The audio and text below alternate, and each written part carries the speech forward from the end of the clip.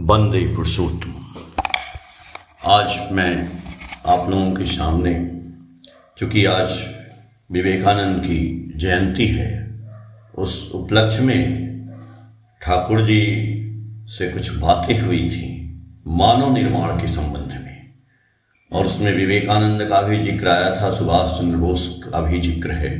तो आज हम लोग उसी संबंध में बात करेंगे। जो लिखते हैं ठाकुर जी के भक्त विप्लव लव चौधरी दा, क्या लिखते हैं, क्या बताते हैं, वो मैं अपनी आवाज़ में आपके सामने रखता हूँ। सन 1928 में सुभाष चंद्र बोस अपने माता पिता के सदगुरु श्री श्री ठाकुर अनुकूल चंद्र के आश्रम में आए। उस समय पावना जिले के हिमायतपुर में पद्मा नदी के किनारे स्थित आश्रम शब्द का पूर्ण अर्थ प्रकट करता था ठाकुर जी का आश्रम। सुभाष चंद्र कला, विज्ञान, साहित्य, संस्कृत, कृषि और शिक्षा के नए विचारों और उनके अनुप्रयोग से मंत्रमुग्ध हो गए।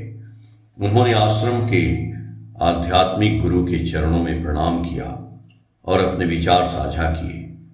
इसी दौरान श्री ठाकुर ने मानव निर्माण के विषय पर चर्चा की। इस विषय का सुभाष चंद्र के मन पर गहरा प्रभाव पड़ा।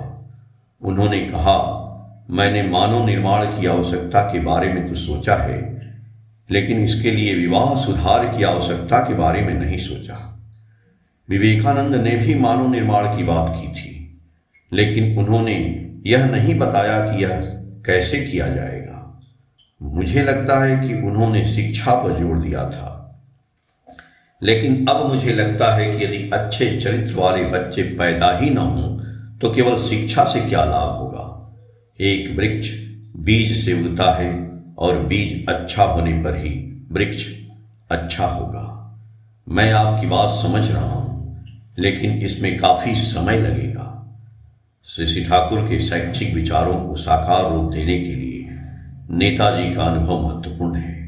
उन्होंने जन्म और शिक्षा के अद्भुत संयोजन के लिए गतिविधियों का क्रियान्वयन देखा। आश्रम में अपनाई जाने वाली शिक्षा के उद्देश्य और सरल लेकिन व्यवहारिक अनुप्रयोग प्रणाली में परिचित होकर नेताजी ने आदर्शों का अनुसरण करते हुए सही शिक्षा प्राप्त करने के प्रयास की आत्मा को स्पर्श किया। उचित शिक्षा व्यक्ति को विवेकशील, ईमानदार, कार्यकुशल, मितव्ययी और व्यवहार में सुंदर बनाती है। ऐसा व्यक्ति औपचारिक शिक्षा के बिना भी परिवार, समाज और देश के लोगों से जुड़ाव महसूस करता है। वह अपने तरीके से सभी के अस्तित्व और विकास में भाग लेकर प्रसन्न रहता है। श्री ठाकुर ने इसे अंतर संबंध और निस्वार्थता कहा। इसके माध्यम से एक महान उदार माँ बनना संभव है। वह सभी की कामना करते हैं। महानता की खोज में आदर्श केंद्रित जीवन के माध्यम से उदारता और सेवा को सहजता से अपनाएं। शिक्षा इस लक्ष्य को प्राप्त करने का पूरक, लाभदायक साधन और उपाय बनेगी। सही और उपयुक्त शिक्षा प्रणाली लोगों को विकास के शिखर तक पहुंचा सकती है। इस संदर्भ में स्वाभाविक रूप से यह प्रश्न उठता है कि क्या भारत, जो पिछले 7 दशकों से राजनीतिक रूप से स्वतंत्र है, और इसके साथ ही उपमहाद्वीप के अन्य राज्यों ने भी शिक्षा प्रणाली का इस तरह से उपयोग करने का प्रयास किया है। यदि ऐसा है तो इस उपमहाद्वीप के उच्च शिक्षित लोगों का एक बड़ा वर्ग उपमहाद्वीप के गरीब लोगों के विकास के लिए आवंटित धन को साझा करने में संकोच क्यों नहीं करता? वे काम में धोखाधड़ी करने पर अपराध बोध क्यों नहीं महसूस करते? परिवार व्यक्तिगत लाभ के लिए टूटने की कगार पर क्यों हैं और पारंपरिक शिक्षा प्रणाली के सबसे सफल स्नातक लोगों के बीच विभाजन पैदा करने के प्रयास में सहायता क्यों कर रहे हैं?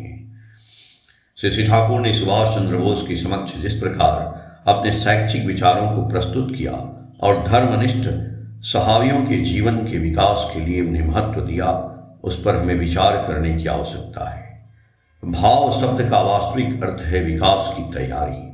निरंतर लगन से ही वह ध्यान क्रिया में परिवर्तित होता है और जीवन में विकास की स्थिति स्थापित होती है। क्या हम वास्तव में उनके योगदान का सम्मान कर रहे हैं? यदि हम ऐसा कर रहे होते तो क्या हम अब तक उपमहाद्वीप के शिक्षा क्षेत्र की इस दरिद्रता को दूर नहीं कर चुके होते? हमें श्री ठाकुर के शैक्षिक विचारों को लागू करना था।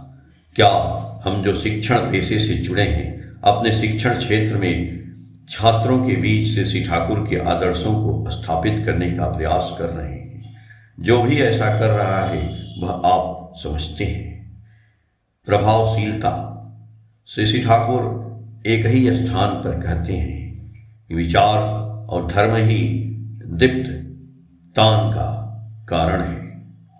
सेवा, संसाधन, सहानुभूति, अपने सीने की धड़कन, आप उन्हें एक शिक्षक के रूप में जानते हैं, वह असली विद्वान है। हमारी प्रेरणा श्री ठाकुर पर केंद्रित है। उन्होंने कई वाणियों के माध्यम से और लगभग 5 दशकों तक इस महान उत्तरदायित्व के बारे में बात की है। इस उत्तरदायित्व को पूरा करने के लिए उचित विधियों की आवश्यकता है और केवल उनके सही कार्यान्वयन से ही आदर्श केंद्रित संस्था के निर्माण की उपयोगिता और प्रभावशीलता समझ में आएगी। उन्होंने स्कूलों में हर तरह के संघर्षों के समाधान के माध्यम से छात्रों की भावना को जागृत करने का तरीका व्यवहार में दिखाया है। इस संदर्भ में पूज्यपाद श्री आचार्य देव की एक टिप्पणी हमारे लिए महत्वपूर्ण है। उन्होंने कहा कि यदि शिक्षक अपने अपने क्षेत्रों में श्री ठाकुर के शिक्षा संबंधी विचारों को लागू करें तो देश के शिक्षा क्षेत्र में एक बड़ा बदलाव आ सकता है।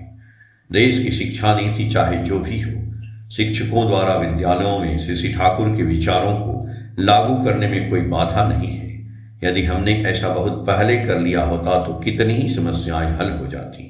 लेकिन शिक्षा क्षेत्र में वास्तविक स्थिति अलग है। पहली बात तो यह है कि हालांकि शिक्षा के सभी स्तरों पर बहुत सारा प्रशिक्षण उपलब्ध है, इसकी प्रभावशीलता स्पष्ट नहीं है। काफ़ी हद तक शिक्षकों के बीच आदर्श और वास्तविक परिस्थितियों का सामंजस्य और व्यवहार में अंतर है। परिणाम स्वरूप ऐसा प्रतीत होता है कि प्रशिक्षण व्यवहार में लागू करना संभव नहीं है। दूसरा कारण है कि जीवन में अस्तित्व की प्रक्रिया को पूर्ण करना अति गंभीर है। परिवार में इसकी शुरुआत सामान्य शिक्षा से होती है।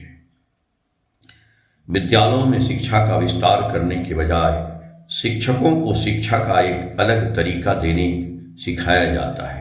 इसमें काफ़ी समय व्यतीत होता है।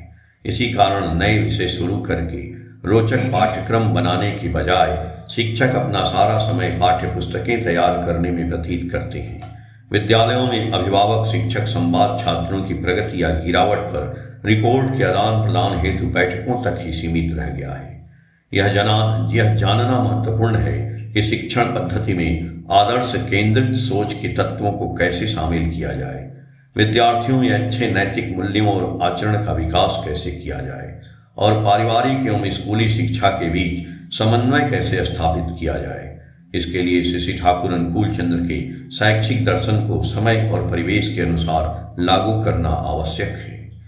14 सितंबर 2002 को पूज्यपाद श्री आचार्य देव की प्रेरणा और परम पूज्यपाद श्री दादा के आशीर्वाद से दक्षिण असम की बराक घाटी के प्राथमिक और माध्यमिक विद्यालयों के शिक्षकों ने एक प्रशिक्षण कार्यक्रम आयोजित किया। उन्होंने एक प्रशिक्षण पुस्तिका तैयार की।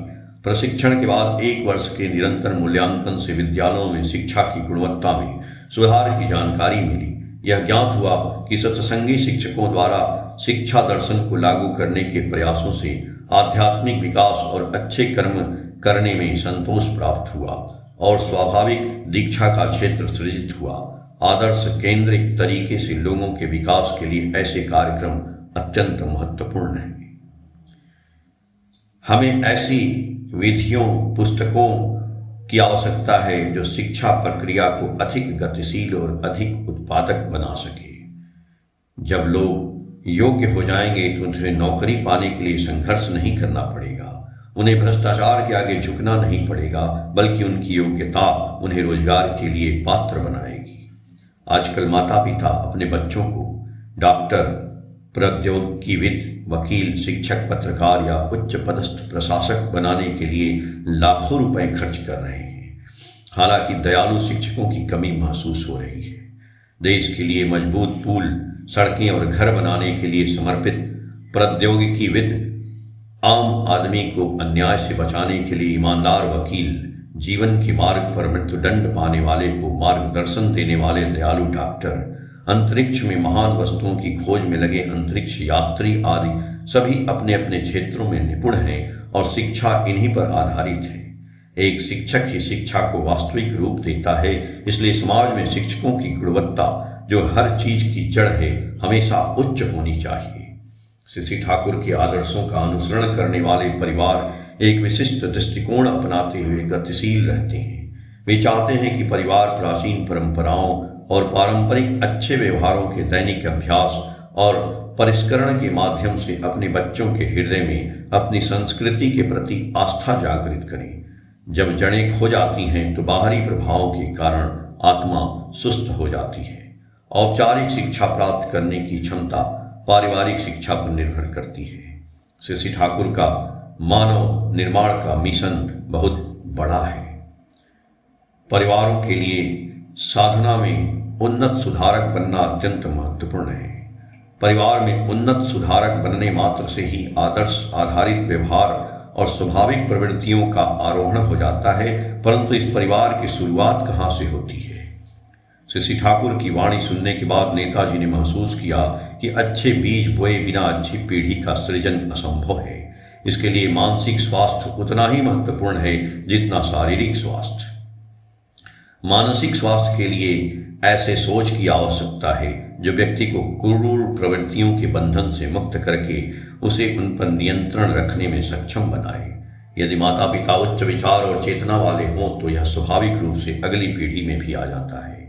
हालांकि शिक्षा को लेकर एक अनसुलझा विवाद यह है कि शिक्षा में किसका योगदान अधिक है, जन्म और वंशानुक्रम का या उपयुक्त वातावरण और पालन पोषण का। गैल्टन, पियर्सन, डगडेल, गोवार्ड आदि ने शिक्षा में वंशानुक्रम के महत्व को प्राथमिकता दी है। उनके अनुसार उच्च वंशानुक्रम वाले माता पिता की संतानें अत्यधिक बुद्धिमान और सफल होती हैं और इसका विपरीत भी उतना ही सत्य है। दूसरी ओर पर्यावरणविदों का मानना है कि वातावरण को नियंत्रित करके किसी भी वंशानुक्रम के बच्चे को पर्यावरण के प्रति जागरूक व्यक्ति में बदला जा सकता है। प्रसिद्ध व्यवहारवादी वॉटसन ने वातावरण उपलब्ध कराया जाए तो बच्चा स्वाभाविक रूप से अच्छा बनेगा। इस स्थिति में वंशानुक्रम की भूमिका गौण हो जाती है। श्री ठाकुर ने दो बातों को मिलाकर इस वाद विवाद का अद्भुत समाधान प्रस्तुत किया। उन्होंने कहा कि वंश की कौशल विकास की स्वाभाविक प्रवृत्ति को और आगे बढ़ाने के लिए, उसे वास्तविक दुनिया में स्थापित करने के लिए शिक्षण संस्थानों में उचित योजना की आवश्यकता है। वंश और शिक्षा का संयोजन ही किसी व्यक्ति को अपनी क्षमताओं पर आत्मविश्वास दिला सकता है। जन्म के समय बच्चे की पारिवारिक स्थिति उसकी सीखने की क्षमता का एक प्रमुख निर्धारक होती है। साथ ही पारिवारिक, सामाजिक और संस्थागत शिक्षा की भूमिका भी निर्विवाद है। ऐसी शिक्षा काफी हद तक पुरुष और महिला की अगली पीढ़ी को जन्म देने के लिए शारीरिक और मानसिक तत्परता निर्धारित करती है। उनकी शारीरिक स्थिति शरीर मन प्रणाली के साथ परस्पर क्रिया करते हुए विवाह को काफी हद तक प्रभावित करती है। एक सार्थक विवाह के संतुलन का परिणाम एक बुद्धिमान और स्वस्थ अगली पीढ़ी होती है। श्री ठाकुर कहते हैं, किसी भी प्राणी को मनुष्य नहीं बनाया जा सकता, बल्कि इसकी विशेषताओं का पोषण करना, पोषित किया जाता है। आरंभ करना। मैं लोगों को बनाना चाहता हूं प्रजनन शुद्धि के द्वारा। श्री ठाकुर ने समाज के दो प्रमुख विषयों विवाह और शिक्षा का उल्लेख करते हुए उन्हें एक दूसरे का पूरक और राष्ट्र विकास के दो स्तंभ बताया है। उनका मानना था कि इन दोनों विषयों की सफलता का मुख्य कारण व्यक्ति, विवाह और समाज को सम्मान दिलाना होना चाहिए। श्री ठाकुर ने कहा कि प्रजनन शुद्धि वास्तव में एक व्यवहारिक विज्ञान है। परिवार का सैद्धांतिक सार बच्चों को उचित समय पर सम्मान और प्रेम के वातावरण में प्रदान किया जाता है। यह आवश्यक है ताकि बाद में होने वाले विवाह और वैवाहिक संबंध शांतिपूर्ण न हो और वंश को नष्ट न करें। महाविद्यालय और विश्वविद्यालय के शोधकर्ता प्रजनन विज्ञान, वंशावली परीक्षणों और जनसंख्या आधारित अवलोकनों के माध्यम से इसके भौतिक सार का गहन अध्ययन करेंगे और इसे वास्तविक आधार प्रदान करेंगे। यह भी सुनिश्चित करना आवश्यक है कि समाज में कोई भी व्यक्ति इसके उपयोग से वंचित न रहे। सुभाष चंद्र बोस ने कुछ निराशा भरे स्वर में कहा, इस अभियान में लंबा समय लगेगा। लंबे समय तक गुलामी के कारण समाज में अपनी संस्कृति के प्रति हीन भावना प्रबल हो गई है। इतने वर्षों बाद भी हम उस गुलामी से मुक्त नहीं हो पाए हैं। परिणाम स्वरूप बच्चे के जन्म से ही अपने देश की संस्कृति के बजाय विदेशी संस्कृति को अपनाने की प्रवृत्ति पाई जाती है। वहीं कई बच्चे बड़े होकर विदेश में बसने पर उस देश की हर चीज को नीचा दिखाने में जरा भी संकोच नहीं करते। आज के समय में श्री ठाकुर के आदर्शों को सही ढंग से लागू करने की बहुत आवश्यकता है।